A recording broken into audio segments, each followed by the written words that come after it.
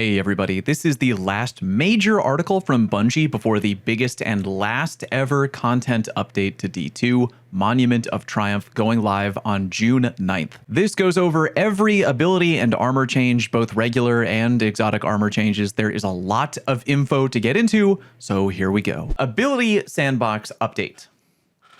Hey there, Guardians. Gameplay team here with an update on the Ability Sandbox for the upcoming Monument of Triumph release. We've been heads down dreaming up new abilities and refining existing ones, and we've got some juicy changes to talk about today. Let's get right into it. New subclass abilities. Here we go. New solar and void aspects. For too long, certain subclasses have lagged behind others in the number of aspects available to them. Monument of Triumph will remedy that imbalance with 3 new aspects, bringing every non-prismatic subclass up to 4. Nice. Love that. Titan Sunbreaker, Shieldburst. Enhance your equipped barricade with solar capabilities. Tower Barricade.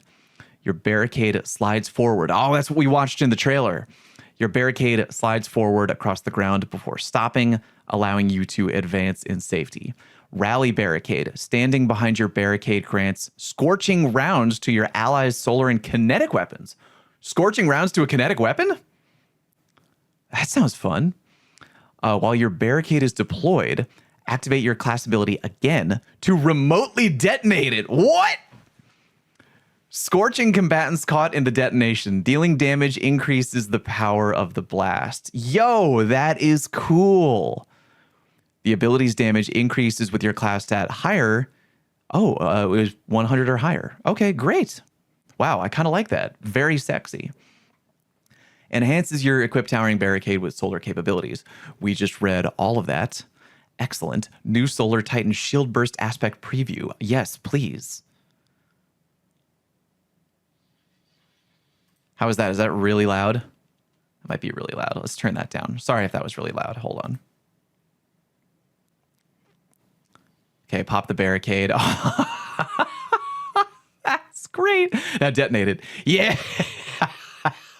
Oh, I love that. I love it. Yeah, how much damage is... Okay, he's doing the solar... Oh, no, he's getting scorching rounds with a kinetic weapon. That is fire. What gun is that? What am I looking at? What the hell gun is this? Is this a burst SMG? It's a burst SMG. What? That must be the new comp gun. Oh, yeah, the comp gun. Yeah, I mean, look, it has the Crucible insignia right there in the scope. That's in the game.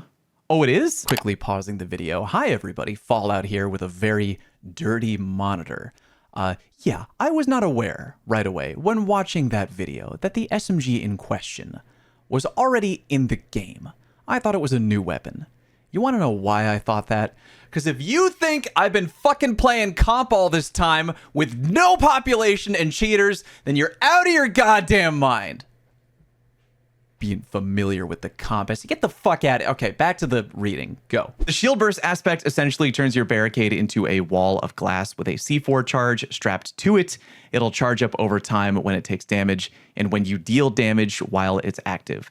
The more charged up it is, the more damage it'll do and the more projectiles it'll throw out. The towering and rally barricades have their own unique functionality, and it plays nicely with exotic armor like Arbor Warden, Hallowfire Heart, and Kepri's Horn. This ability's damage is buffed by the Roaring Flames aspect and creates sunspots when paired with the Soul Invictus aspect. Damage for this ability also scales with your class stat when your class stat is over 100. Huge. Huge. I really love that. That looks like a lot of fun. In addition, with Monument of Triumph, you'll find that other class ability aspects that directly deal damage now scale their damage with the class stat. Note that Warlock construct damage continues to scale with the grenade stat instead. Bingo. Next, let's talk about a new Hunter aspect. Yes, let's.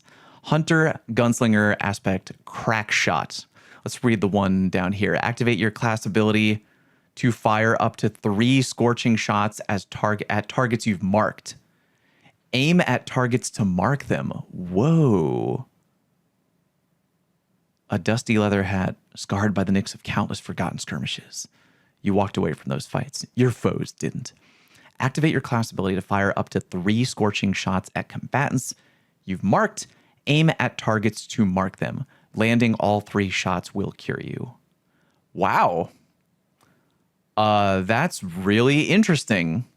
Okay, let's make sure that it is not too loud. Okay, here we go. Whoa, whoa, whoa. A lot just happened right there. Hold on, wait a minute. Can we slow the footage down? Speed.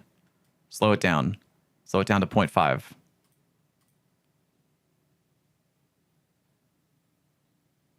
Okay, they're already marked. See how this guy's marked here and that guy's marked? Okay, they're all marked.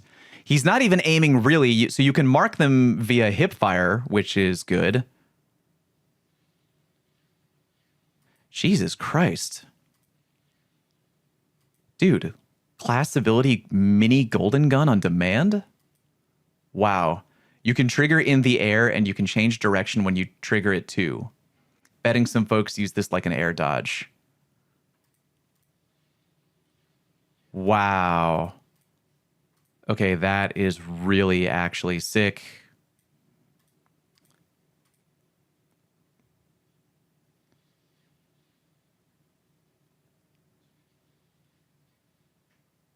Dude. Dude, it is a mini air dodge. It's like we have Icarus Dash at home. Does it auto aim? Yeah, dude, look, he didn't aim at none of this shit. Look at this. You think he's aiming? It just does it automatically. That's why you target your foes. So you give the game something to lock onto. And again, if you have one big target, it looks like you just hit it 3 times. That is wild. PvP cooked. I am definitely very curious to know how this will perform in PvP. I really doubt they would have lack the foresight to be like, oh, PvP, we didn't think about that. There's probably a way it'll be balanced in PvP. Crackshot is the ultimate gunslinger fantasy. Mark up to 3 targets, then dodge to quick draw a flaming pistol and light them up with deadeye precision. If you have a single target marked, it'll fire all 3 shots at them.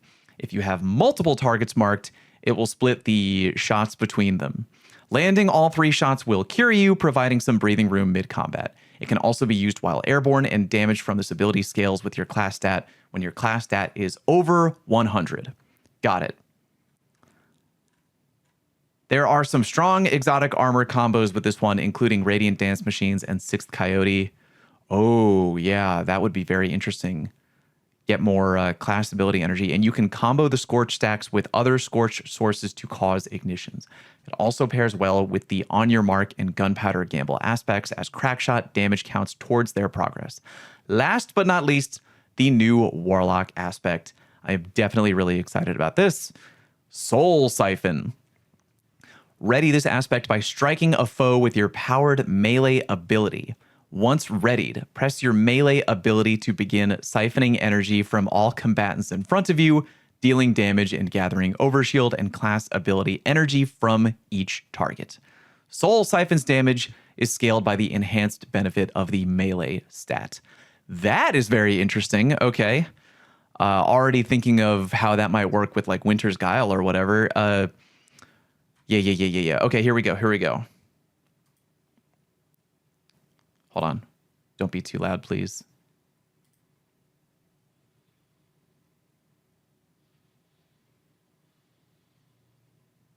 Yeah, again, same thing from the clip on Twitter yesterday. Very, very cool. Really awesome. Soul Siphon turns you into the life-draining vampire mage you were always meant to be. The Voidwalker's Pocket Singularity melee has 2 charges by default, making the baseline uptime for this aspect high, but building into melee regeneration will make it pay off even more. Building into the melee stat can increase both the uptime and damage of Soul Siphon, and it pairs well with exotic armor like Felwinter's Helm, Claws of Ahamkara, and Karnstein. Yes. Oh, dude, Felwinter would be actually sick with that. Oh, Karnstein too, actually. Yeah. The Overshieldless ability allows you to stay in the fight longer, and it pairs well with the Feed the Void aspect to give you higher Devour uptime. The class energy that you gain from draining enemies also pairs well with Child of the Old Gods aspect. New Darkness Grenades. Oh. Stasis and Strand are near and dear to our hearts, and they deserve some love. We're adding 2 new grenades to the game with Monument of Triumph. Stasis Shatter Grenade. Revenant. Shatter Grenade. A grenade that sticks to combatants before exploding into razor-sharp stasis shrapnel. The shrapnel ricochets off surfaces, dealing damage to all in its path. Hitting a frozen target shatters it instantly and deals bonus damage. Whoa. Do we have... Yes, we do. A grenade that sticks to combatants. Yeah. Okay, show me the goods.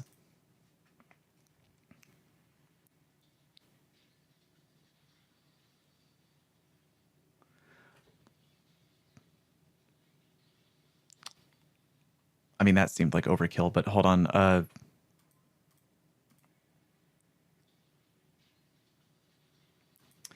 Yeah, that is kind of sick. That is kind of sick. Yeah, damn.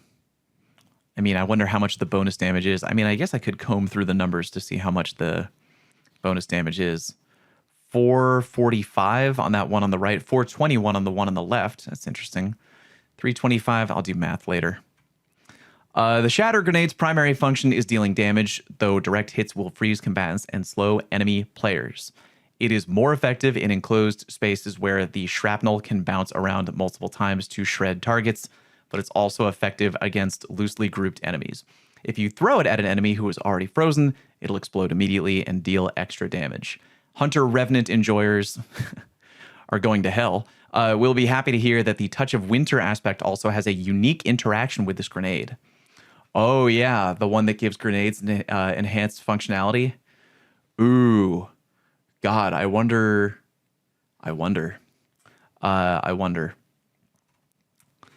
On a related note, a while back we changed Stasis Shatter damage to stun Overload champions instead of Unstoppable champions. We're reverting that change in Monument of Triumph, so Stasis Shatter will again stun Unstops instead of Overloads. As the Shatter Grenade's name implies, it'll stun Unstoppable champions immediately on detonation. Let's see. A grenade that bounces... Oh, here we go. The Strand Slice Wire. Whoa. A grenade that bounces and releases multiple whirling threads. More Beyblade? Oh, dude, look at the image. Oh my God. Just be a Beyblade grenade, please. Are we about to let it rip, chat? Are we about to let it rip? What was that? What? Oh my God. Okay, so free sever on demand, and it looks like it is pretty generous with the tracking. Or is it even tracking, or is it just kind of like sucking in nearby enemies? That's not bad, dude. That's not bad. That is going to be actually quite fun. That is really cool. That'll pair with a lot of really good Strand builds. The Strand Slicewire Grenade is a damage dealer first and foremost. It also severs targets, which is nice, lowering their damage output. After being thrown, the grenade bounces along the ground, unleashing coiled strands that whip around, striking enemies up to 4 times. The damage can really pile up if you're able to land all 4 lashes on a group of enemies. This grenade also has a unique functionality when paired with the Warlock Broodweaver mod. Oh, nice. Which will let you discover on your own. Dude, hell yeah. Oh my God, that's awesome. More Strand Warlock bullshit. Dude, I love Strand Warlock. Oh man, yeah, I might have to. Okay. Damn. I mean, obviously for Pantheon 2.0, when we get to DPS, like, you know, God damn it. I really want to do Strand Warlock stuff. How do we feel about the new trailer? It was great. I loved it. New Nightstalker melee. Yes, the Void Ninja nerd. Through countless battles, Nightstalkers have known Smoke Bomb as their only melee option. That is about to change. That's crazy. Phantom Surge is what it's called. Oh my God, even the name of the ability is like screams edgelord. That's crazy. Generate Void Overshield for each combatant hit. Defeating at least one combatant grants one additional overshield and refunds melee ability energy. Interesting. Dash forward, slashing combatants as you pass through them, deals significantly increased damage to void debuff targets and targets marked by on the prowl. Generate void overshield for each combatant hit. Yeah. Okay, here we go. Get ready. Get ready. For the most edgelord shit you've ever seen. The Naruto run melee. The blade arms. Let's see. Phantom Surge ushers in a new age of Nightstalker aggression, whereas tossing a smoke bomb is a relatively passive action. Phantom Surge asks a Nightstalker to cut straight through their enemies, emerging stronger on the other side. The overshield you gain from hitting enemies is substantial, and our brilliant engineering team created new tech for this ability that enables you to phase straight through enemy units. The damage is increased versus void debuffed targets, giving it strong combo potential with other abilities and weapons. Dude, wild. Absolutely wild. While it's easy to dote on the new abilities, why don't we not forget the classics? Smoke Bomb is getting love too. It now makes you and other allies invisible by default on deployment. Huh. Really? Wow. Okay. No vanishing step required. Other elements of the Nightstalker kit are also being reworked, some of which we'll talk about in the next section.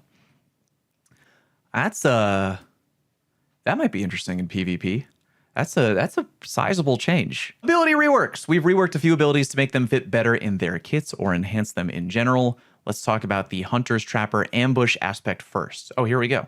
Activate your air move to consume your class ability and dive to the ground, damaging targets on impact. Damage is greatly increased if striking while you have any positive void status effect. Damaging enemies with this ability heals you, and defeating combatants with this ability also grants Devour. Okay, let's watch. That's so wild. Hey, what if we just gave hunters free Devour? Like, oh my god, dude. That is not nothing. That is not nothing. Giving Void Hunters Devour on command with an ability that they already really enjoy using, damage greatly increased. I wonder by how much. That's crazy, actually. Void Hunters are about to be feasting, no pun intended, with Devour in June. Holy cow. Nightstalker previously had several ways to go invisible, true, but not many ways to capitalize on invisibility. Debatable. Trapper's Ambush is now a substantial damage dealer, and that damage is increased if you cast while invisible or under the effect of another void buff. Casting it while invisible will refresh your invisibility when you hit the ground, and it retains its previous smoke cloud behavior when paired with the Vanishing Step aspect. Trapper's Ambush now uses class ability energy instead of melee energy, and thus activates class ability perks like Marksman's Dodge and Gambler's Dodge. Whoa! This enables you to combo it with the new Phantom Surge melee in creative ways. Damn, finally defeating enemy. Dude, I bet Mactix is freaking out right now. Can anyone check on Mac? Has he read this? Dude, he is probably freaking out. I am literally going to DM him right now. Mactix. Yo, are you reading these Void Hunter changes? Dude, I bet you he's freaking out right now. Goddamn. Finally, defeating enemies with Trapper's Ambush grants Devour, which is gargantuan, giving the Nightstalker more survivability than ever before. It also has a new animation, new VFX, and features a Void Blade instead of a Smoke Bomb. Dude, we are eating so good in the month of June. God damn it. Titan Sentinel Ward of Dawn. Create a large protective dome for you and your allies. While inside Ward of Dawn, allies gain void overshield and increased weapon damage, while targets inside the ward are weakened. The ward's owner also gains increased melee damage while inside and can pick up and throw the ward's core. If you haven't seen the clip on Twitter, this is what we have been talking about, the ability for Titans to literally pack up their Ward of Dawn. Titan unwards your Dawn and throws it away. Here, check the clip. Check the clip.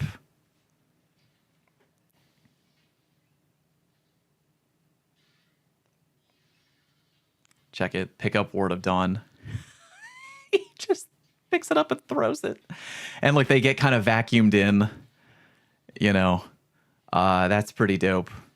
Pretty chill. Now, I am wondering, I don't think they're going to do this, but we were wondering if Titan A drops a Ward of Dawn, will Titan B be able to go into a Ward of Dawn and yoink the bubble?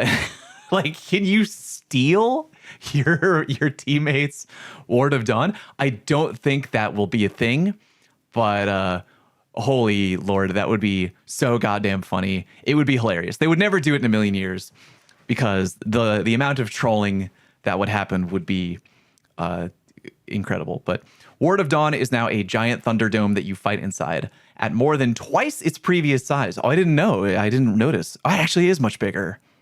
Oh, yeah, it's much bigger. Wasn't even paying attention to that. The new bubble is the Sentinel's domain, expanding their sphere of influence on the battlefield. You and your allies are buffed both offensively and defensively inside, while your enemies are debuffed, giving you a huge advantage in a wide range of combat scenarios. Once you've bested your enemies in the bubble, simply pick up the core and throw it somewhere else to reposition the Thunderdome. On deployment, nearby enemies are pulled into the dome, and base combatants are taunted by the players inside. Oh, interesting. Oh, that's really interesting. The Helm of Saint 14 exotic armor has also been reworked to extend the time that the ward lives, and it allows you and your allies to take weapons of light outside of the dome. In the Crucible, make sure to protect the ward's core. Oh, wait a minute. As it serves as the ward's weak point. Oh, that's so ballsy. So if you want to break the ward, you have a better shot of going into it to shoot the core. Yeah, but the Titan's in there. that's a trick. That's I don't know. In the Crucible, make sure to protect the core. It is the weak point. The new bubble holds a couple of other secrets. Ooh, but we'll let you discover those on your own. I'm so excited.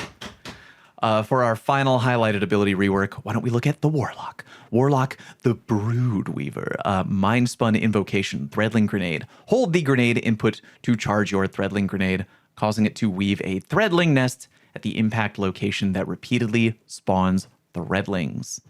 Yes, indeed. Clip.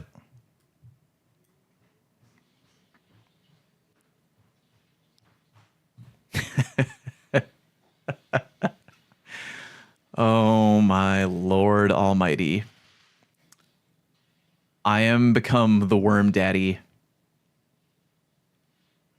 I am become the Worm Daddy. It means I'm gonna throw a nest on the ground and the worms come forth. This is like that Luzaku, the what's the gun's name? Yeah, the machine gun from Luzaku, that great character. I showed you my Worm Daddy. Please respond. The Mindspun Invocation aspect currently causes Threadling Grenades to create perched Threadlings, but starting in the Monument of Triumph, the aspect will cause your charged Threadling Grenades to spawn a Threadling nest in the world. This essentially allows you to weave a Threadling turret on the battlefield that gives you additional angle of attack. The nest also interacts with the Service of Luzaku exotic machine gun to enhance productivity. Yo, fire? Actually, fire. I really like that a lot. That is very cool. I am super in. Stasis, harvest aspects. The 3 stasis harvest aspects, Tectonic Harvest, Grim Harvest, and Glacial Harvest, needed some love. So we've reworked them. We've also reworked Frost Armor and the way stasis subclasses create Shatter Shards. Okay. Shatter Shards. All stasis subclasses now create Shatter Shards intrinsically. Oh. Shatter Shards are created when a Stasis Guardian shatters a Stasis Crystal or frozen enemy, or when they defeat a slowed or frozen enemy. Oh, that's pretty good. I'm down. Excuse me. Okay, all right. Harvest aspects. Give you Frost Armor when you pick up a Shatter Shard. A Shatter Shard. While you have Frost Armor, defeating an enemy with a stasis or kinetic weapon has a chance to shatter the enemy, dealing damage around the shattered enemy. I wonder what the chance is. While you have Frost Armor, taking damage now grants ability energy. Taking damage grants ability energy? Titan. Oh, melee energy, Warlock, Grenade, Hunter class. Interesting. Reduced fragment slot from 3 to 2. Okay. Frost armor. Frost armor stacks now melts off one at a time instead of all at once. Yo, each stack now gives slightly more DR. Damage resistant 5 stacks increased 31% to 35. Okay, it's not a huge change, but I mean, DR is incredible. Any DR we can take, you know, we'll take that change for free. That's awesome. I really like this. Shatter shards are created when a Stasis Guardian shatters a Stasis Crystal or frozen enemy, or when they defeat a slowed or frozen enemy. Seems really easy to be able to generate a Shatter Shard. That's a big buff. This seems like a really big buff to Stasis.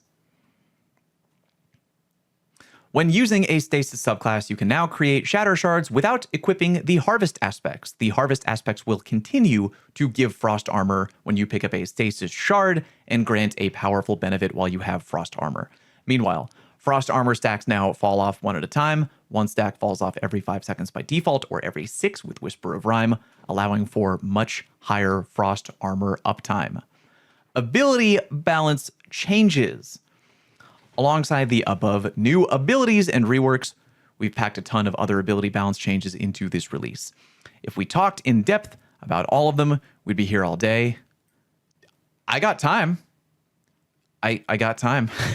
Not to mention, we have a TWID coming after this. Oh, never mind. I don't have time. So we'll just list them below.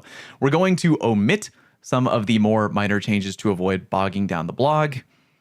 Instead listing only the substantial changes. Okay, it is mostly buffs, but there are some nerfs sprinkled in as well to keep things balanced.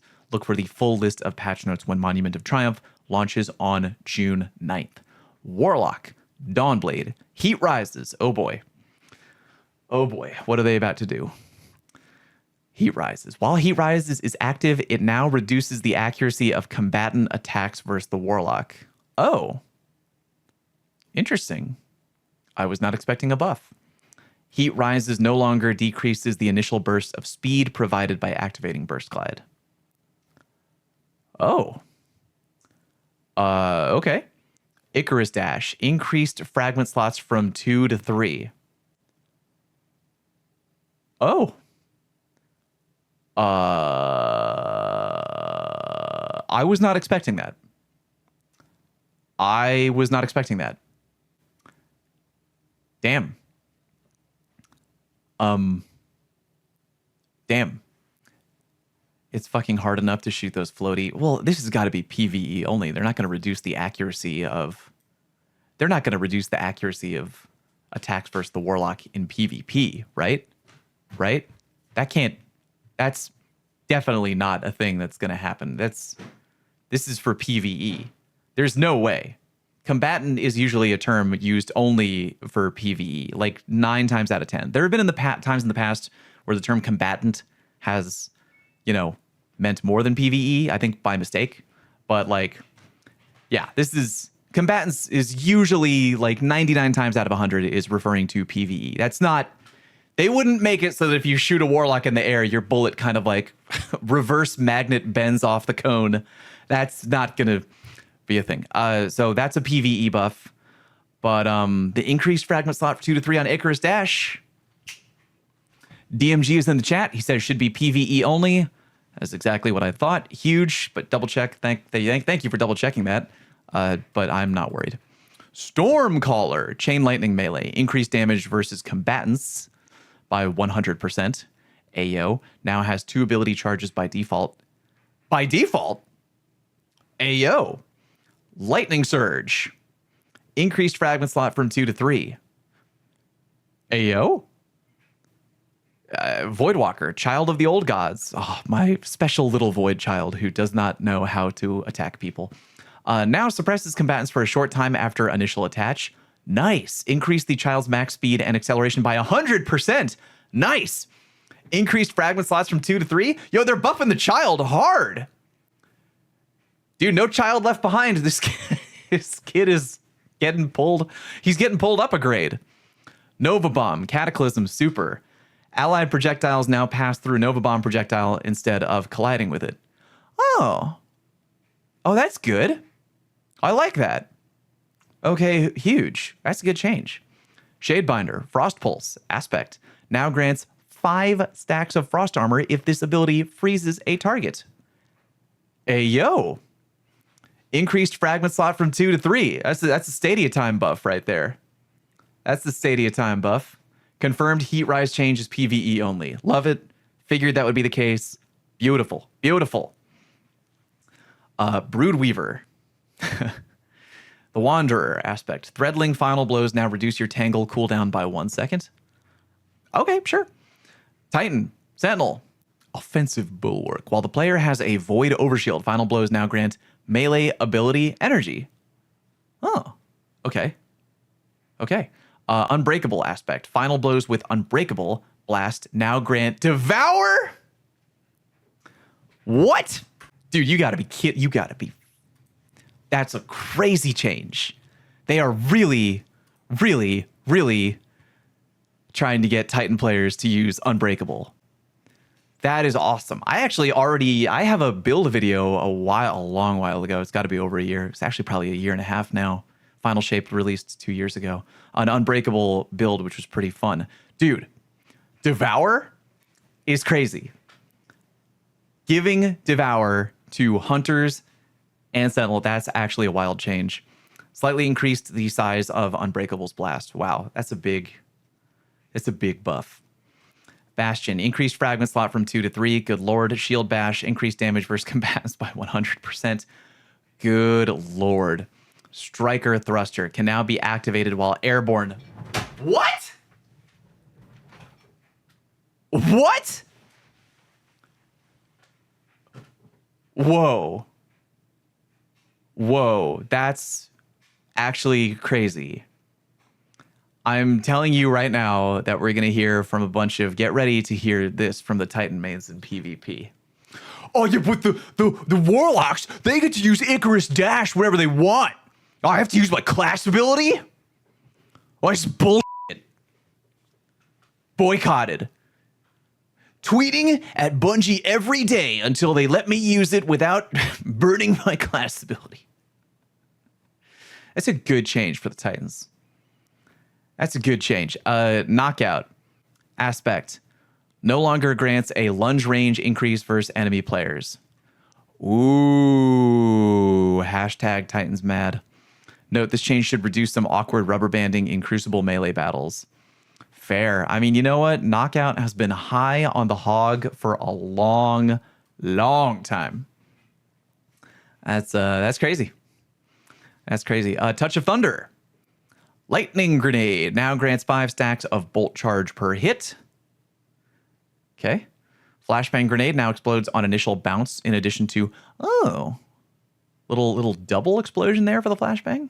So you throw it off a wall, a little explosion on the wall. Storm Grenade, increased storm duration by 0.5 seconds. Not exactly Christmas, but okay. Increased maximum tracking speed versus combatants by 38%. It's a strange number, but okay. Increased time to reach max tracking speed by 25%. Okay, fair. Those are interesting changes. I'm interested in getting my thunder touched with the lightning grenade. Everybody likes bolt charge. Everybody likes bolt charge. Okay, great. Where was I? Sunbreaker, Hammer Strike. Increased damage versus combatants by 100%. Ayo. Behemoth, Diamond Lance. Reduced size of the freeze detonation from the Diamond Lance versus players. Okay. Cryoclasm, sliding when you have frost armor, now launches a stasis wave that shatters stasis crystals and frozen enemies in front of you. Okay. Glacial Quake, heavy attacks now deal additional damage in an area in front of the Titan. They're buffing Glacial Quake? Dude, isn't Glacial Quake already still pretty good? I feel like the last time we did a video where we measured super damage, which I had to have been around a year ago, wasn't it still pretty good? Like, Glacial Quake is still pretty fire. More damage output, huh? Interesting. Okay, I'll have to keep an eye on that. Berserker. Drenger's Lash. Defeating elementally debuffed targets now grants class ability energy. Okay. Increased fragment slots from 2 to 3. Okay.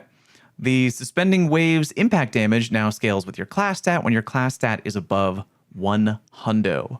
Okay. All right. That's very interesting. Hunter, Nightstalker, on the prowl. In addition to acquiring a target when you become invisible, will now also... You okay? Yeah. Little phlegmy. She's sneezy. In addition to acquiring a target when you become invisible, you will now also passively acquire a target after a short time if you're not invisible. What? What? This passive acquisition does not occur against enemy guardians. Oh, thank Christ. Okay, I was about to shit blood. Mobius Quiver. Reduced maximum Mobius Quiver buff to crossbow weapons by 50%. Okay, fair. That tracks. Crossbows are pretty good, last I checked. Gunslinger, Acrobat Dodge, class ability can now be activated while airborne. Whoa, what? What? The hell are we talking about? Everybody's getting Devour. Everybody's getting some crazy bullshit. That's wild. Proximity explosive knife melee. Increased detonation size from 5 to 6 meters. Increased detonation damage by 11%. On your mark. Now grants solar restoration times 1 for 3 seconds instead of cure after final blows at 10 stacks. I see. Knock him down. That's a significant change. Knock him down aspect now grants cure on super activation. Okay.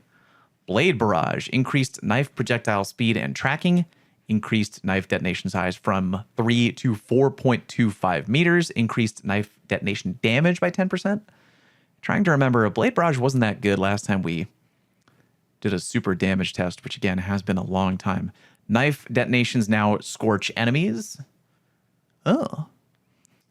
Golden Gun, Deadshot Super, reduce super energy gain from player kills by 40%. Gotcha. Yeah, Blade Barrage buffs. Woo! Arc Strider.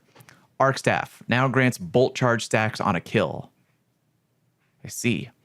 Lethal Current now jolts and creates an aftershock when used with Tempest Strike. Can now be activated while in super. Ah, okay. Ascension. Ascension detonation damage now scales with your class stat when your class stat is above 100. Now counts as a class ability for all perks and abilities. Oh, I'm sure that's going to unlock a whole world of build crafting potential. That is interesting. Thread Runner, Rope Dart. Successfully catching the Rope Dart now grants Woven Mail based on the number of targets it defeated. Maybe we could close that door quieter. Widow's Silk. Increased fragment slots from 2 to 3. Dude, they're buffing all these aspects with being like, you know what? Give them fragment slots. Give them fragment slots. Give it to them. Well, Nox, it's a really heavy screen door. So, like, you just like the door go a little bit too. It just goes like wham. It just like it's a heavy door. Where was I? Threaded Spectre. The Spectre's detonation damage now scales with your class stat when your class stat is above 100. Ensnaring Slam now counts as a class ability for all perks and abilities. Revenant Shatter Dive. Increased fragment slots from 2 to 3. Winter Shroud. Increased fragment slots from 2 to 3. These are a lot of buffs. The Fuck It Go Wild update. Yeah, kinda. General abilities, grenades, lightning grenade, increased detonation damage by 25%. Whoa. Scatter grenades, reduced chase distance versus players by 50%. Okay, that's good. Reduced the amount of grenade energy this ability gains from perks by 12.5%. Also good. Grapple against... Against boss combatants, reduced max grapple melee damage bonus granted by grenade stat by 50%. Ah. Against boss combatants, damage bonus granted by grenade stat and melee stat is now additive instead of multiplicative. Ah. Okay. All right. I get it. That's a shame. I get it. Don't get me wrong. I get it. That is a shame. Can we pour one out in the chat for those who main the Navigator in PvE? Pour one out for the Navigator mains. You can no longer punch God into the fourth dimension just in time for I was just thinking that, like, very, very intentionally timed with Pantheon 2.0, I'm sure. Anti-fun bungo strikes again. Oh, come on. Look at all this other stuff they're giving you, though. Like, come on. You can't say anti-fun when they've given us all this stuff that we've just read. And they're like, hey, so yeah, beating the bejesus out of boss with your strand grapple melee is kind of corny as fuck. I don't want to use guns. Fuck guns. Well, good news. Destiny 2 has never been more ability friendly. Never been more ability friendly. Good Lord. You could probably go through all of Pantheon without shooting your gun and still win. Where was I? Multi-charge abilities. In PvP only, when the match begins, multi-charge abilities now start with one charge instead of all. Thumbs up. Good. Stasis, Whisper of Rhyme. Max Frost stacks reduced from 8 to 7. Oh, okay. Note, damage resist has been rescaled to provide the same max benefit. Arc. Spark of Shock, Fragment. When Jolt is applied via an Arc, Soul, or an Ionic Sentry, there is now a 4-second internal cooldown for applying Jolt again via these constructs. Okay, sure. I'm sure they're trying to make sure things don't get too wild. Void, Invisibility, status effect. Made Void invisibility more visible in Crucible. Yay, I bet Drewski is not happy about that. I love Drewski, but I don't care. Volatile rounds now increases weapon damage versus champions by 10%. Weapon damage with volatile rounds no longer stun barrier champions. Note, weapon archetypes now govern weapon-based champion stuns. Right. So don't read the volatile round change about no longer stunning barrier champions and be like, it's a nerf. It's like, dude, literally a third of the guns in the game will now be able to stun barrier champions by default, which is nice. Solar, Radiant, status effect, increased weapon damage versus champions by 10%. Weapon damage while Radiant no longer stuns barrier champions. Again, yada, yada, yada. Okay, fair enough. That is going to take a minute for me to soak in mentally, though, these changes. Because, like, again, I've been hardwired for how many years now to know that, like, okay, barrier champion, Radiant. You know what I mean? Now I gotta rewire the brain a little bit. Prismatic. Facet of Dominance. When Jolt is applied via an Arc Soul, there is now a 4-second internal cooldown. All right, a little bit of a nerf to the buddy build. It's fair. Ability stats. Reduced maximum passive ability cooldown bonus granted by ability stats by 20%. Reduced maximum active ability cooldown bonus granted by ability stats from 190 to 125%. Whoa. Regarding this change to ability stats, we feel Destiny Combat has leaned slightly too far in favor of using abilities to resolve encounters. Oh, you think? And we'd like to shift it further in favor of using weapons. There we go. This reduction in ability uptime is paired. It's going to make a dumb joke. At least we're getting that change now. Better late than never, eh? This reduction in ability uptime is paired with a general increase to primary and special weapon damage that we detailed in last week's article about weapon changes. Thumbs up from me. The floor for ability uptime remains where it is in the live game, but the ceiling has been brought down to avoid highly optimized builds from trivializing combat. I like it. Abilities remain incredibly potent and powerful, especially with new and adjusted abilities detailed above. I am very curious to know if the changes to ceiling ability time and the changes to overall weapon damage that we read last week, I really wonder if that will make a significant change in the meta.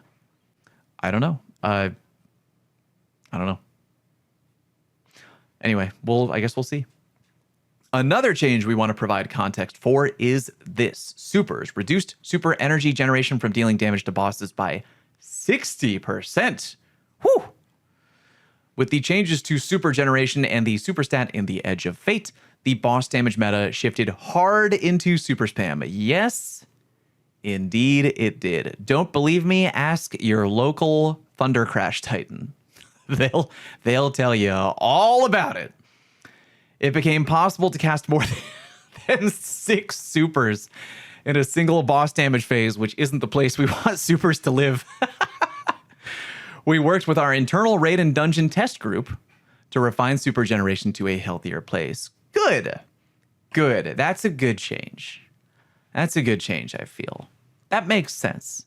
In my opinion, I think that makes sense. Supers remain incredibly effective for boss damage, but Guardians will now need to think more about their weapons and other abilities to make the most of a damage phase.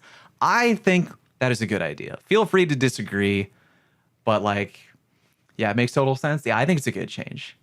Hashtag kill super spam meta. I feel like I may have known a person who might have been involved in this change. Yeah, was it fun? Sure, it was definitely fun. I had a bunch of great times where I was playing my Thunder Crash Arc Titan and being like, okay, how many Thunder Crashes can we pull off in this damage phase? Pow, pow, pow, pow. Yeah, that represents most of the ability changes coming in this release. There are some other minor tuning adjustments, that bug fixes that we omitted for the sake of brevity, but you'll find those in the patch notes when the Monument of Triumph launches.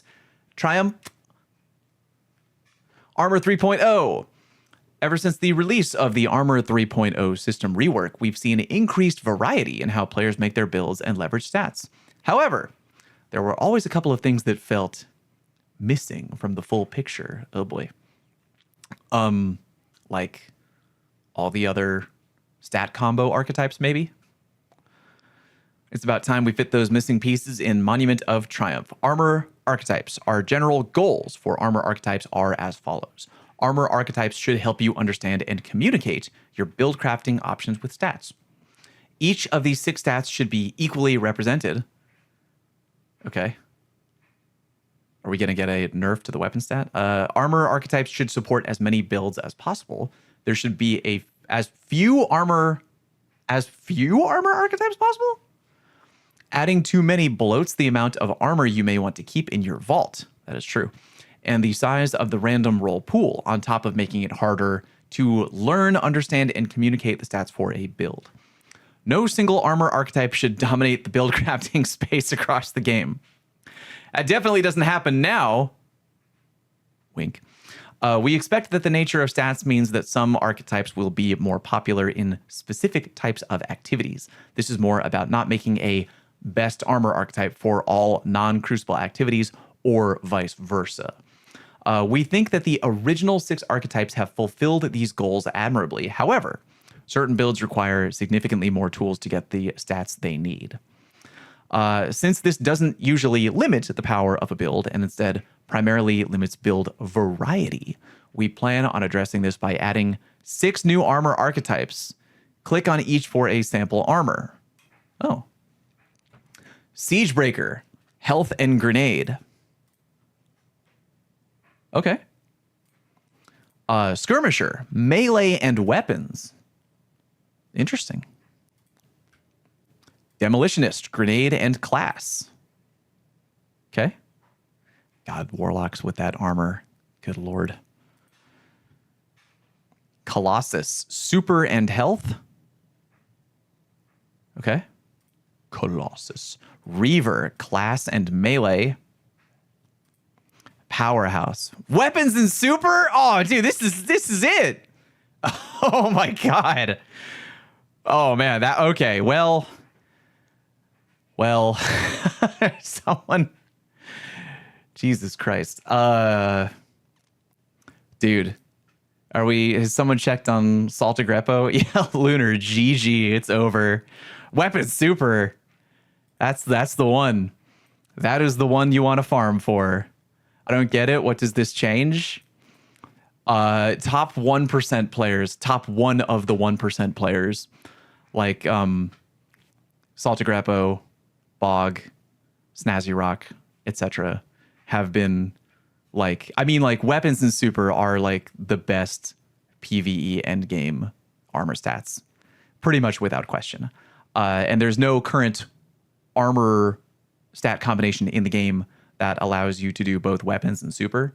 So that's why they were farming, quote, illegal armor rolls, the old armor rolls that they were getting, which had like that they could have a spike in the 2 stats that would eventually become weapons and super. So that's really good.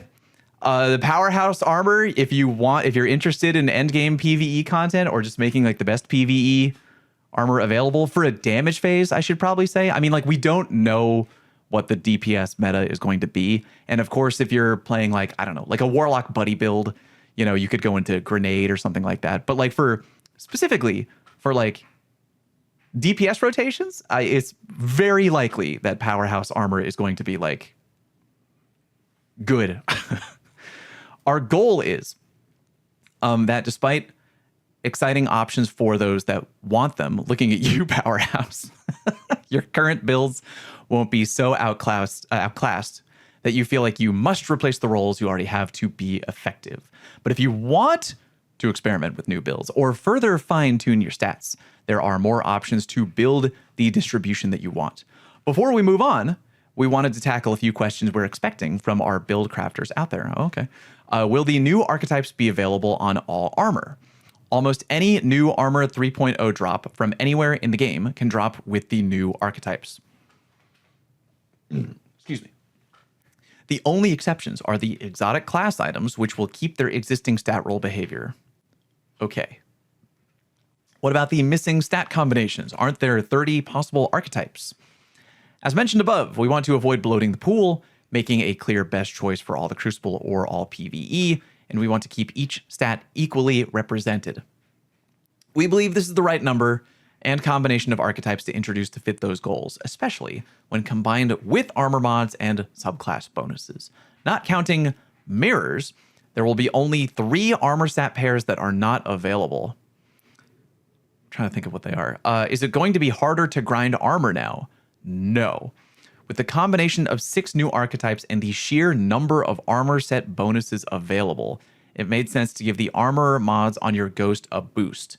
Each one will now improve the odds, oh thank Christ, of your chosen archetype dropping to 1 in 2, previously 1 in 3, in combination with a larger number of ways to get the stat combinations you want.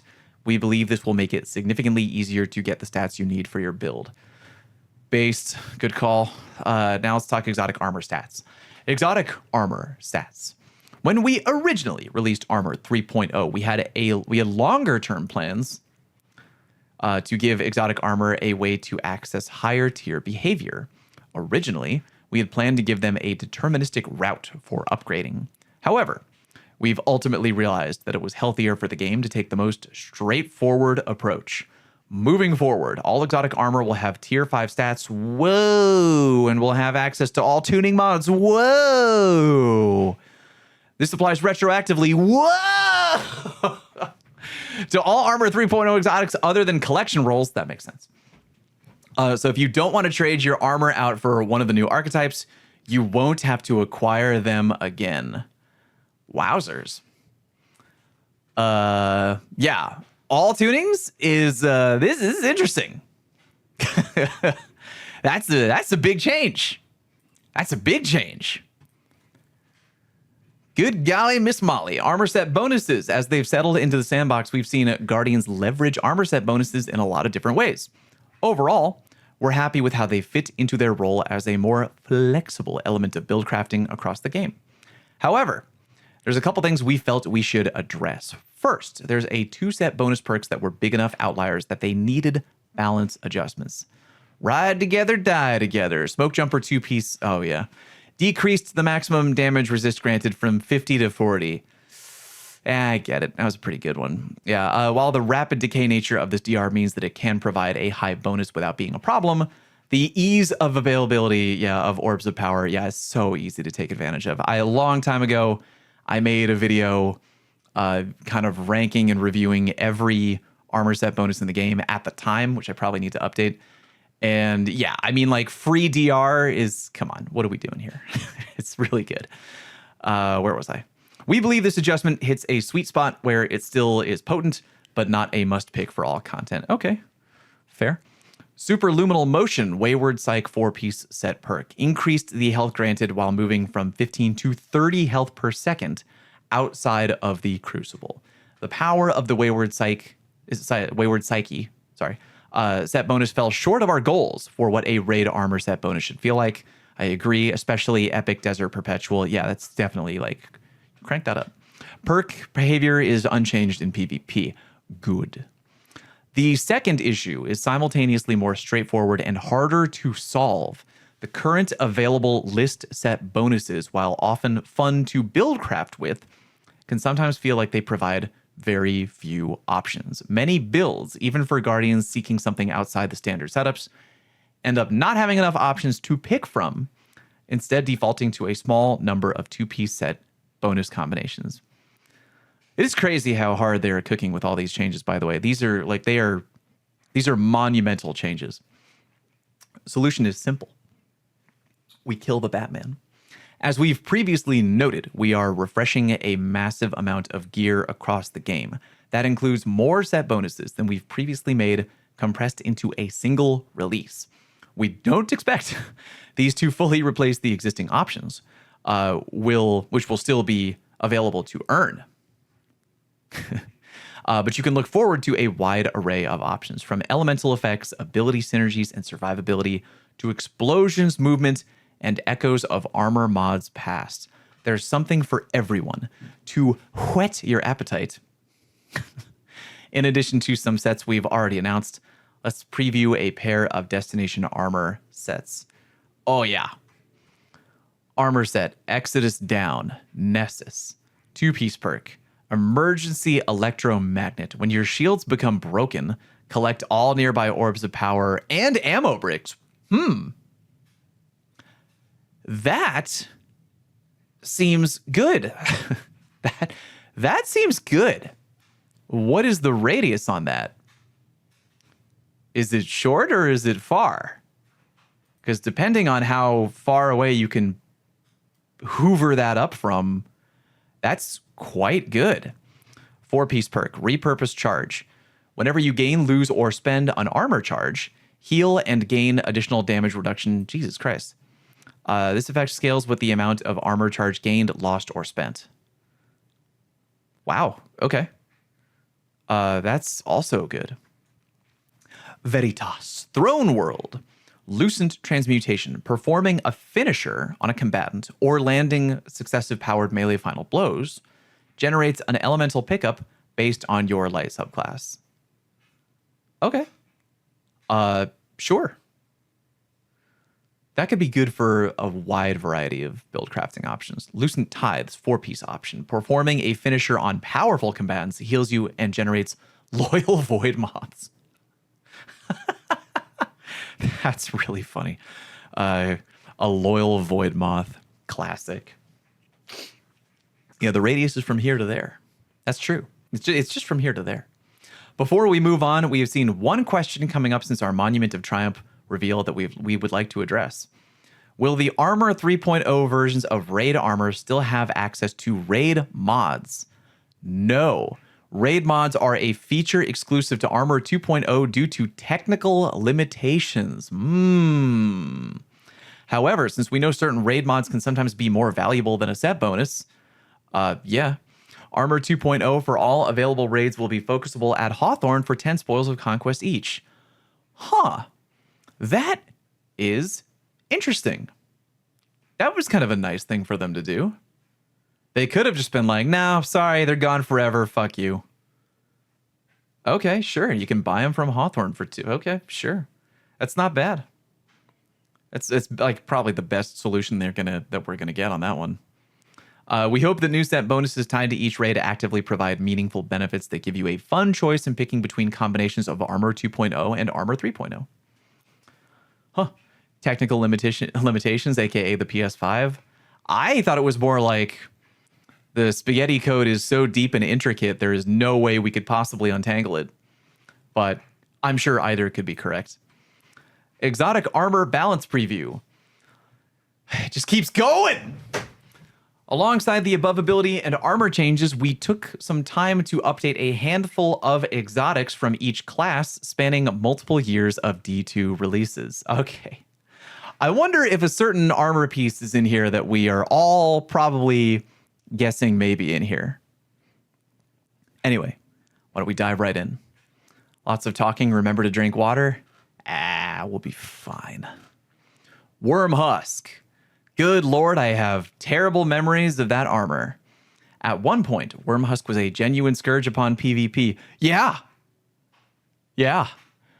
Within the modern sandbox, it has fallen by the wayside, especially in PvE. Good, where it has always struggled.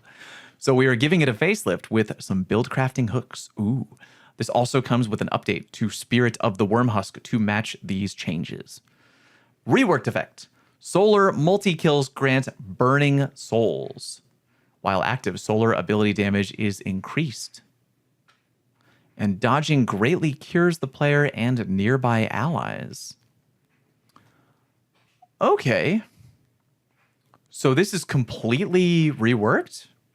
Like totally different. Burning souls. Okay. Solar ability damage is increased. By how much, I wonder? Okay. Mel, I liked Worm Husk. Well, good news. You can still use it in PvE and you can heal your teammates. Huzzah. Huge for the new solar aspect. Oh, yeah, that's not a bad idea. Yeah, that's actually not a bad idea. Shards of Galanor. There's an extra space between the bullet point and the capital S in Shards of Galanor. This is an unacceptable error in the TWID, and I demand compensation in the form of 10 billion silver. Thank you. We looked at all the class's capabilities when it came to super damage output with exotics. Since Hunter has fewer options than the other classes, we figured it was worth adding another. It is no Celestial Knifehawk. Knifehawk. That's really funny. That would be really funny if they made a Blade Barrage. I get the pun here. Celestial Knifehawk. But we figure embedding large solar bombs in your foes is a close second. Landing 5 out of 7 knives in a volley during super causes a delayed solar explosion and releases solar shrapnel. Solar shrapnel? Okay. This can happen with each volley of super knives. Oh, landing both explosions is approximately comparable. Really? What? No way. No way. Really? Bullshit. I'll believe it when I see it. A falling star T-crash? Get out of here. All right, I'll check it. I'll do a new super testing video. God damn it. God damn it. Every time I think I'm out, they pull me back in. Caliban's Hand has proven a strong option for the prismatic class item, but has largely fallen behind on the base exotic. True. Yeah, Bungie hates hunters. Are you sure about that? God, fucking hunters, man. To help, we are leaning further into what it does best, letting you chain proximity knives with ignitions. Okay. Increased the melee recharge bonus by 25%. What? Dealing damage with Scorch now refunds a small amount of melee energy. Aw, dude, don't buff Jingleheimer. It's a terrible idea. Ignition final blows fully refund knife energy. Oh my god, dude. All right, so basically anytime I see Jingle in quick play, I quit out of the lobby. Got it. Understood. Understandable. Have a good day. I'm just not playing PvP with Jingle at all unless he's on my team. Frosties have been begging for a buff for some time, and what better way to do it than finally looping into stasis build crafting. Oh boy. Tonight's forecast. Dude, did they just quote? What is that? Batman Forever, which is the one with Arnold as Mr. Freeze. Tonight's forecast: a freeze is coming. Gain stacks of frost armor while sprinting. When you have frost armor, stasis weapons deal increased damage. Ooh, okay. I kind of like that. That doesn't work in PvP, does it? Would be interesting. Shinobu's Vow, Batman and Robin. Sorry, not Forever. Batman and Robin. Batman Forever was the one with the nip armor, right? Doesn't matter. Shinobu's Vow has not seen much PvE play over the years. Old Shinobu. With the introduction of Bolt Charge to the game and its popularity in other builds, this particular exotic seemed a good candidate for opening up some new gameplay for hunters. The changes we've made here are similar to those made recently to the Lucky Raspberry, hooking in its existing loop to more recent gameplay atoms, plus a bit of extra support play. Okay. Yeah, dude, Shinobu's Vow way back used to be really annoying in PvP, but it kind of fell off. Plus L plus ratio. Now gains Skip Grenade energy whenever you gain stacks of Bolt Charge. Skip Grenade damage now grants Bolt Charge. When you gain full Bolt Charge, heal yourself and nearby allies and enable an enhanced Skip Grenade. Enhanced Skip Grenades bounce 2 additional times before detonating. What? Releasing bonus Skip Seekers per bounce? What? Okay, that seems very odd. That actually has the potential to be kind of funny. It's making me think of like a Hunter Arc version of Void Warlock Scatter Grenade. Kind of. I'll have to test that. That does seem really funny. Raiden Flux. Roaming supers have long felt a bit rough to use in champion heavy content. This was the one that we were expecting. Who else had Raiden Flux on the bingo card? Anybody? Hands in the chat? Oh, everybody? Okay, got it. Yeah. Sorry. Moving on. Roaming supers have long felt a bit rough to use in champion-heavy content. These changes to Raiden Flux allow you to use it as a potent anti-overload option and reward opting into the combo finisher. Arc Staff hits now jolt targets. Okay. Combo finisher Palm Blast now gets 1.5 times the base exotic damage out. Ooh, interesting. And reports as critical damage.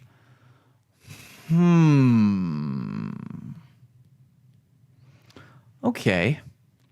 That might be secretly better than we might think on paper. I do really love the finisher Palm Blast attack with Arc Staff. Yeah, potential. I feel like that does have potential. There might be something there. That could be interesting. Wouldn't that be nice to go out at the end of D2 with a quality, good, actual, decent buff to Raiden Flux? Poor guy. He's been on the bench for so long. All right, Mothkeeper's Wraps. Those are always funny. In order to encourage more diverse building with the Mothkeepers, we opted to turn it into a conditional grenade override, similar to Gunpowder Gamble. This allows the use of your base grenade in addition to moth grenades without lowering the downtime of moth grenades compared to current high uptime builds in the live game, which also means increased uptime if you weren't invested into grenade generation. Mothkeeper's Wraps now provide moth grenades as a conditional override instead of a complete override. Getting kills from any source increments a counter. The amount added to the counter per kill depends on the rank of the enemy. Okay. When the counter reaches 6, you gain 2 moth grenade charges until they are used. All current functionality and synergies with moth grenades remain the same. For example, arc moths will still blind. Having your grenade stat over 100 still increases the damage, and they synergize with subclass fragments, etc. Okay. Increase the movement speed of arc moths by roughly 43% and void moths by 25%. Both moths from the same grenade will now attempt to target separate enemies, allies, if possible. Okay. Seems interesting. I'll check it out. Lucky Pants. Oh, God. Okay, all right. What is happening with Lucky Pants? It's not going to be a buff. It's not going to be a buff. Oh, Lucky Pants, you've always been pretty good, but with so many powerful hand cannons, it has become hard to justify the incredible magnitude of the damage bonus versus bosses. We are making some targeted adjustments to hand cannons that we have considered outliers. Blaster hand cannon. As well as pushing Lucky Pants into a more non-bossing combat role for it to live on sustainably in perpetuity. This is a fancy way of saying we don't want to live in a Lucky Pants meta forever. Predictable, but understandable. Increased Ariana's Vow maximum damage bonus to 4.5. Decreased Uncivil Discourse's maximum damage bonus to 2.5. Reduced Lucky Pants bonus damage versus bosses by 33%. Woof. The Unlucky Pants. Dude, I get it. Like, I feel like some people are going to be kind of tight about that change. I get it. It is definitely really fun. All right, so everybody, you have until Tuesday to solo the Witness. Have fun. I will not be doing that. I will not be doing that. Titan Exotics. Hallowfire Heart. Hallowfire has been a very simple exotic for a long time, offering clear-cut benefits. However, its effects are largely vestigial, SAT word there, of D2's first year. To bring it into the modern sandbox, it now leans deep into I am a mobile sunspot, offering the effects of a Soul Invictus sunspot and then some, while roaming and defeating enemies with your abilities. Reworked effect. While your solar super is charged, ability final blows cure you and give stacks of Sunfire Furnace. Okay. While Sunfire Furnace is active, Grenade and Shieldburst final blows trigger an ignition. Each stack increases Grenade regen, class ability regen, and super damage. Upon exiting your super, all stacks are converted into super energy. Decreased ability regen bonus from 3.5 to 2.5. Okay. That's kind of interesting. I'll have to think more. I'll let that marinate a little bit. Ooh, Pyrogale. As part of re-examining super damage exotics, we wanted to bring up Pyrogale. However, it is already quite a competitive option with Roaring Flames. Because of this, we've instead improved its ability to find its mark. Oh, thank God. As well as its damage ever so slightly to reduce the necessity for Roaring Flames times 3. Got it. Slightly increased Super Cyclone Scorch per tick. I can read. Increased Super Cyclone Explosion damage by 10%. Increased Super Cyclone tracking by approximately 40%. Should be remarkably easier to get the projectiles to track to a target at range. Thank God. Okay, those are good changes for Pyrogale. Stoicism. Spirit of Star Eater. In comparing super damage, we believe it is safe in the modern super damage climate to increase Spirit of Star Eater's benefit for Twilight Arsenal back to its former values. Increased Spirit of Star Eater benefit for Twilight Arsenal from 25 to 50%. Whoa. Okay. Sure. Damn. Severance Enclosure. We figured it was high time to give back Severance Enclosure some of its potency while also helping it bind with the new kinetic aligned keywords we use. Improved occlusion on the detonation, making it easier to hit with. Removed effect that prevents combatants from being hit by multiple shockwaves in a short period of time. Enemies hit by the shockwave are disoriented for a short time. Okay. Okay. Uncivil Lucky Pants dead, everyone cheered. I mean, it was getting kind of repetitive, you know. Praxic Vestments. The Praxic Vestments has a cool fantasy, but its tuning at Renegade's launch prevented it from being the exciting new option that we wanted it to be. In this release, we've given it a significant tune-up by improving its value, uptime, and usability. Increased melee attack damage by 500%. Big slam. Damn, that's a number. Wow, okay. That's a big number. Increased jetpack fuel gained per weapon kill in PvE from 10% to 20%. This is like we have Thunder Crash at home. Increased jetpack fuel gained per powered melee kill from 35 to 50%. Updated to exotic perk, recognize knockout kills as powered melee kills. Improved the jetpack flight experience. Good, because it was kind of wonky. Decreased the wind-up time for maximum flight duration from 0.8 to 0.5. Removed the behavior that caused jetpack flight to end early when contact is detected with a floor or wall. Thank God. Fixed a bug that caused the jetpack kick to target dead enemies. Jesus. Updated camera to better convey your speed. Wow. Okay. That's awesome. I literally am really excited to use that. Big slam. They heard us being like, yeah, it's kind of weak. I don't really care. Oh, look, jetpack. Oh, it's fun. Big slam. 500%. 500%, motherfucker. Deal with it. No backup plans. Long have, oh boy, players asked to have no backup plans to work on non-void to go with the exotic's visuals shifting to match. We are happy to say that it now does. It operates a bit differently than it used to, but it still leans into aggressively close-range play built around your defensive buffs. Additionally, we have opened up the triggers to melees as well as shotguns to allow cleanup punches to also keep the engine going. Now, triggers and benefits off of both shotgun and melee final blows. Ooh, I like that. That's good. Shotgun or melee final blows now start health regen instead of granting a void overshield. Okay. Shotgun or melee final blows extend the timer of any active defensive buffs on you. This includes void overshield, restoration, amplified frost armor, and woven mail. Will partially heal void overshield upon activation of this extension if the player already has one. The shotgun damage bonus is now active when you have any of the above noted defensive debuffs as well as also buffing melee damage. Hey, yo? So wait a minute. Legend of Acreus about to go hard with the no backup plans of PvE? Dude, that looks really exciting, actually. Yeah, yeah, that sounds fun. I like that change.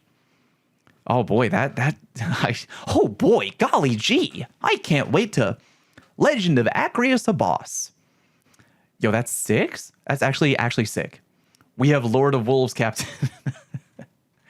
Damn. Oh, Lord of Wolves, Lord of Woofs. But I like Acreus. This is very interesting. You're mad because it completely nerfed the build you had? What build did you have?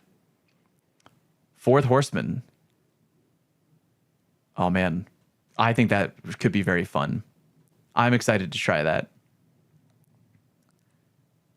Group Howl. Oh, Cadmus Ridge Lance Cap. Oh god, I barely used that fucking dumb looking helmet. Lance Cap has struggled to find a niche since release. We've made some adjustments to it that open up its trigger condition a bit and add more value to leaning into other stasis build elements. Now also can spawn stasis lances with rapid stasis weapon damage and final blows even when not behind their rally barricade. Yeah, that makes sense. Now grants bonus stasis lance damage based on your current stacks of frost armor. Okay. Well, I wonder how high that will be able to go.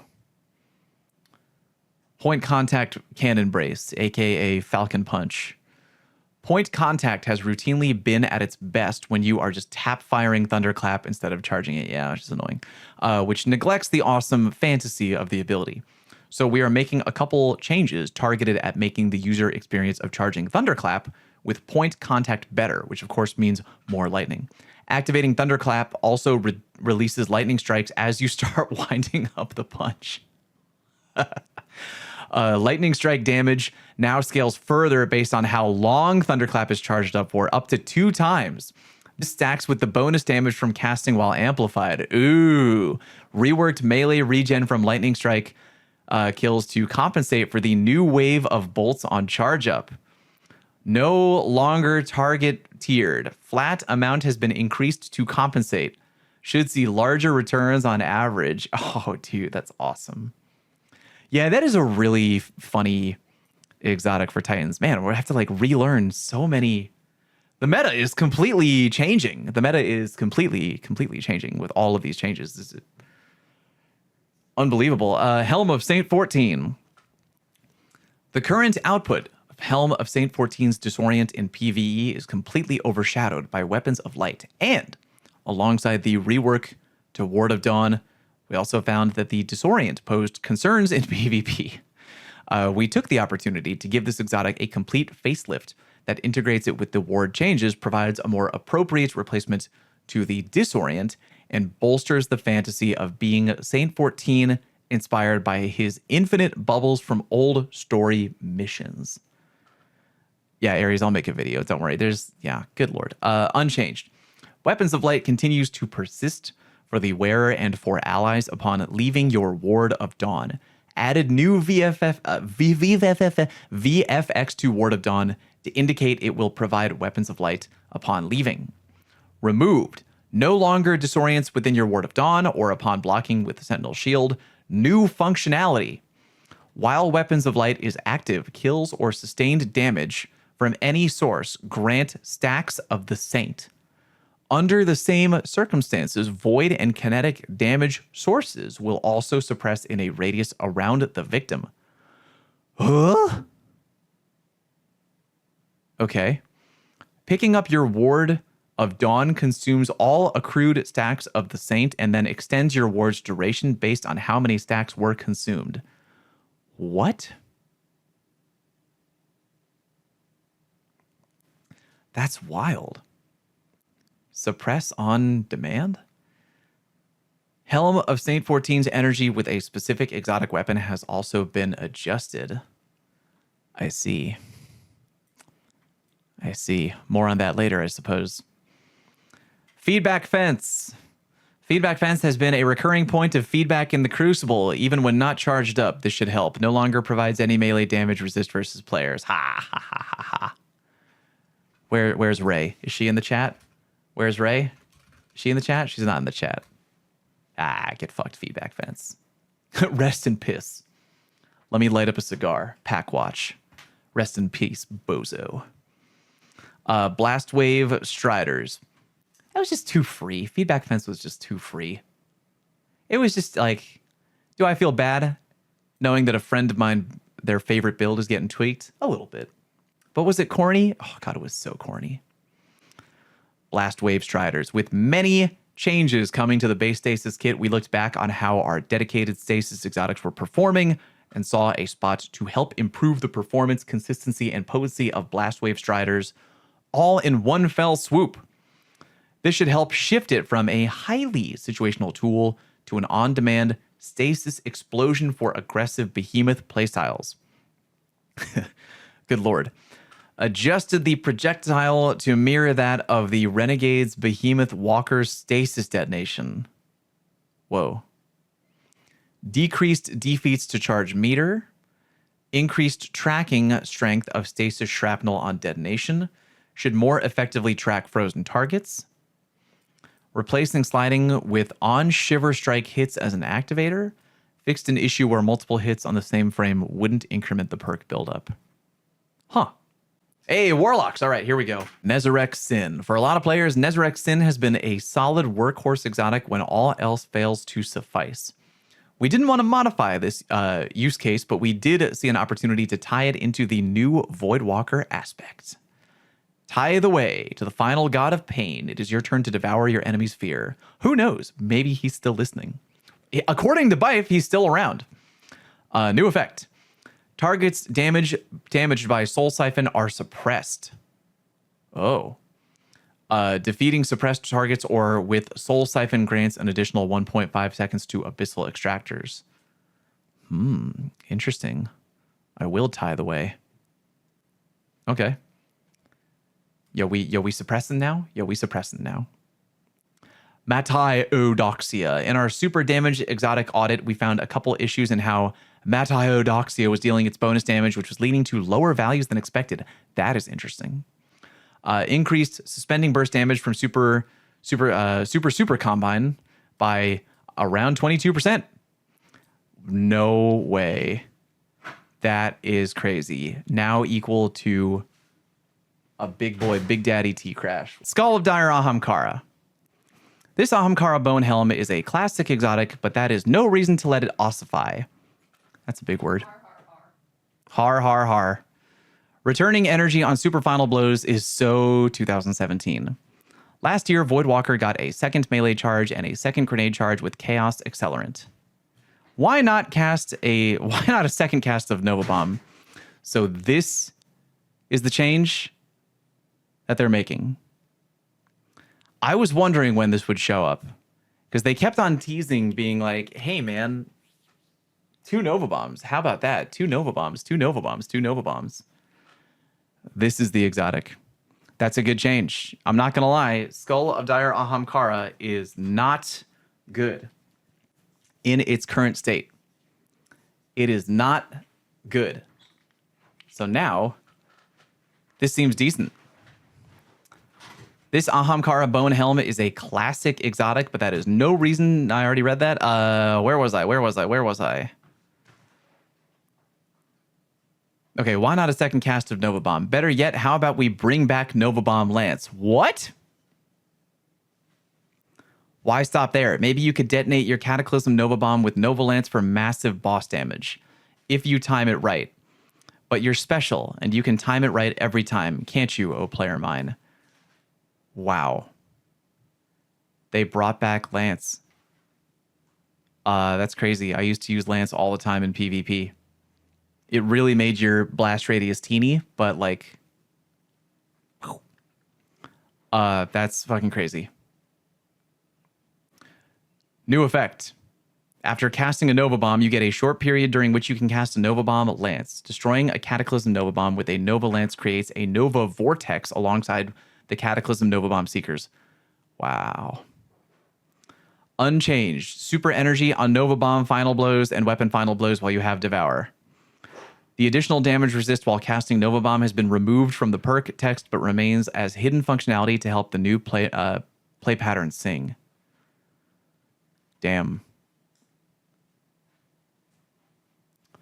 After casting a Nova Bomb, briefly gain a free cast of a fast-moving but weaker Nova Bomb Lance. Your Nova Bomb Cataclysm... Yeah, that's really interesting. I miss Lance. That was fun. This is probably a much better upgrade to Skull of Dire Ahamkara, which I feel like nobody has given a crap for a really long time. What is Nova Bomb Lance? It was back in D1, back when you had a really tiny skill tree that you could customize. There was also, what was it called? Scatter? Scatter? Yeah, right? Astacross. Ahamkara! Crown of Tempests is an exotic that is decently powerful, but rather demanding to maintain and unexciting to use compared to other options in today's sandbox. We might be unk if people don't know Nova Bomb Lance. Hey man, I'm an OG. Are you going to blame me for being a day one player? Plus, Crown of Tempest on Stormcaller Warlock deserves a bit more thunder, don't you think?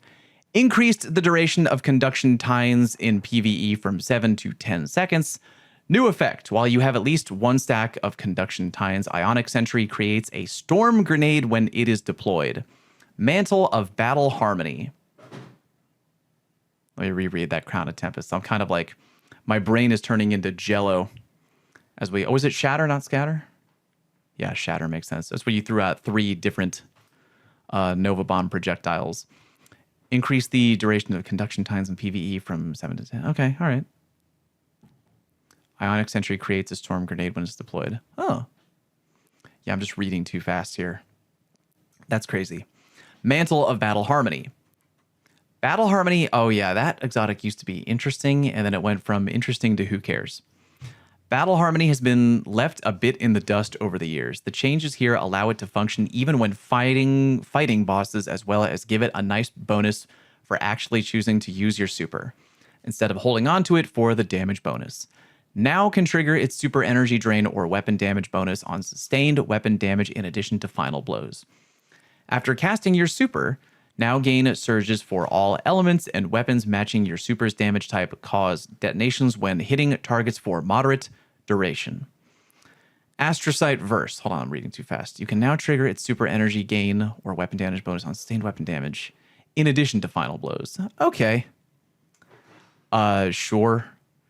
After casting your super, now gain surges for all elements and weapons matching your super's damage type. Okay. I mean, I don't feel like I'm really that excited about it, but okay. Astrocyte Verse. Because of the natural limitations of Blink and the small area of effect of the volatile burst that this exotic grants, it has struggled to see much use.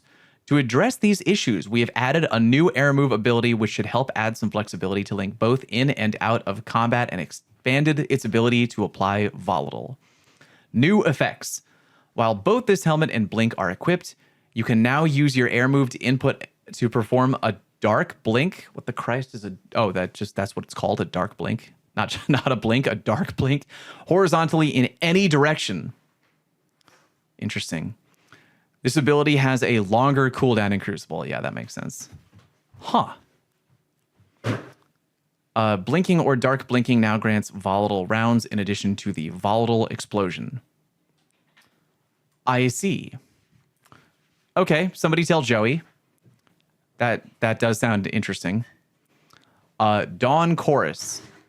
Dawn Chorus, various benefits didn't quite come together with a strong build, which limited viability. To address this, we've expanded its Scorch benefits to also affect ignitions, which should synergize well with Incinerator Snap and further improve its interaction with Daybreak. Now causes your Scorch to build an even more intense ignition. Okay. Now grants melee energy for dealing ignition damage in addition to Scorch damage. Removed the internal cooldown on energy gains from Scorch damage and retuned gains to... God damn, there's a lot. Removed the internal cooldown on energy gains from Scorch damage and retuned gains to return slightly more energy overall. Now causes Daybreak projectiles to always immediately trigger an ignition. I see. Okay, Dawn Chorus possibly back on the menu? Maybe. Nothing Manacles. Scatter Grenades and Nothing Manacles got a bit too much love in Renegade, so we're toning them back a bit. Extra Seekers can no longer chain off themselves, just the initial grenade. Yay, reduced Extra Seekers generated from 4 to 3, reduced range and lifetime of Extra Seekers. Okay, fair. Controverse Hold. While it was nice seeing handheld Supernova back in the spotlight again, the value for the effort of using it with Controverse was a bit too free. Reduced energy returns when used with Magnetic Grenade handheld Supernova by 15%. This is in addition to fixing the health chunking bug. Oh my lord. Did they actually fix it? Really? Jesus, are you okay? What happened? Don't fall down the stairs. You almost. Yeah. Okay, so you didn't fall down the stairs. Good. This is in addition to fixing the... Yeah, okay, wow. They fixed the health chunk bug. That's good. That bug sucks. Demi-Suffusion. Demi-Suffusion has been a recurring point of feedback in Crucible, allowing far too easy kills while being completely safe. This should help in reducing that. Increase the time between damage ticks against players from 0.1 to 0.3 seconds. That's all from us for now. Thank you for your continued support and feedback over the years. We hope you enjoy playing the new sandbox as much as we have internally, and we're excited to get all of this in your hands on June 9th. Heart, the D2 community or gameplay team. Good lord, that was a really, really, really big article. They fixed that a little while ago, no? Did they? I thought it was still a thing. I thought people were chunking. I thought John Chunk was still alive and well. Oh well, wow. A lot of changes, a lot to take in. I'll have a lot of work to do. A lot of work to do on June 9th.